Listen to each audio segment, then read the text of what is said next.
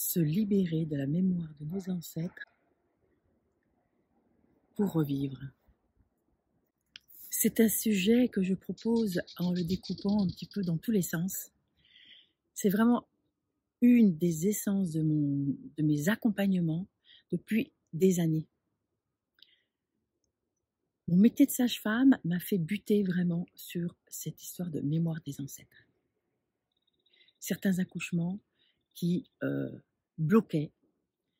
Et au début, mes intuitions, bien sûr corroborées par des compréhensions sur le terrain, puis par des formations ensuite, et maintenant des années d'accompagnement avec cette idée que nos ancêtres, que les traumatismes de nos ancêtres nous empêchent de vivre et sont inscrits dans nos mémoires. L'accouchement fut une porte d'entrée pour moi. Il n'y a pas besoin d'être sage-femme pour avancer sur ce sujet, bien sûr, ni pour accompagner. J'ai un exemple qui me vient en tête. C'était les premiers accouchements que j'accompagnais. Une jeune femme, tout allait très bien. Le déroulement de la première phase d'accouchement, c'est-à-dire jusqu'à dilatation complète et jusqu'au moment où le bébé put vraiment descendre dans le bassin et s'enfanter et venir au monde. À partir de ce moment-là, ça a bloqué.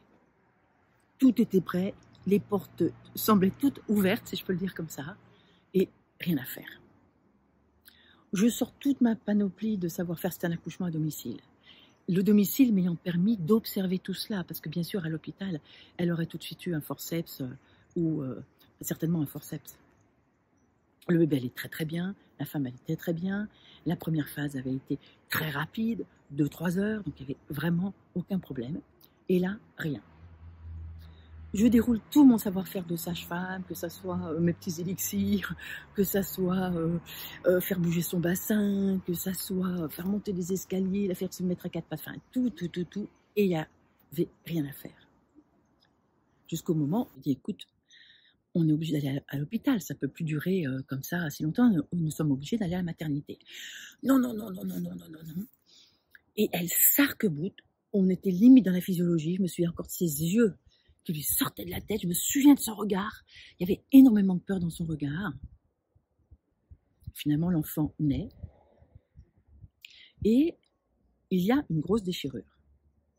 Pas une grosse déchirure, mais que je pouvais pas réparer sans problème à la maison, ça fait partie de mon métier.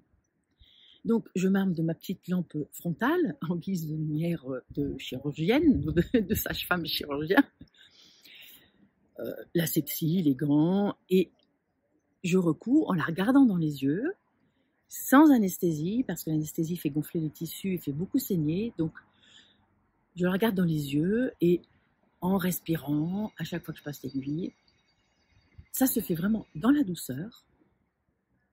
Et une fois que j'étais terminée, elle me dit une phrase un peu étrange. Elle me dit « Ah bon, c'était que ça ?» Sur ces paroles, tout allait bien. Je laisse mère, enfant, le père. Je rentre chez moi, puis je reviens le lendemain pour la visite du lendemain. Et là, elle me raconte. Elle me dit « Anne, je vais te raconter quelque chose. Ma mère m'a dit que quand moi je suis née, elle avait une très grosse déchirure et elle en a beaucoup souffert. Rien qu'en y repensant, et maintenant avec toute l'expérience que j'ai depuis, je suis convaincue que cette grand-mère, donc, je suis convaincue que sa vie sexuelle a été foutue par une déchirure qui l'a beaucoup fait souffrir, parce que la plupart ne savent pas traiter les cicatrices. Une cicatrice ne devrait plus faire mal, c'est très facile à traiter. J'ai une autre vidéo à ce sujet-là. En fait, ce qui s'est passé, c'est que l'enfant capte les traumatismes. Le bébé capte les traumatismes et il les rejoue dans sa vie. Donc, c'est ce que le corps de cette femme a fait au moment de la naissance, c'est de rejouer le traumatisme maternel. C'est exactement pour ça qu'elle m'a dit « Ah, c'était que ça ?» alors que du point de vue de la sage-femme, sa déchirure était quand même une bonne déchirure. La cicatrice a cicatrisé hyper facilement.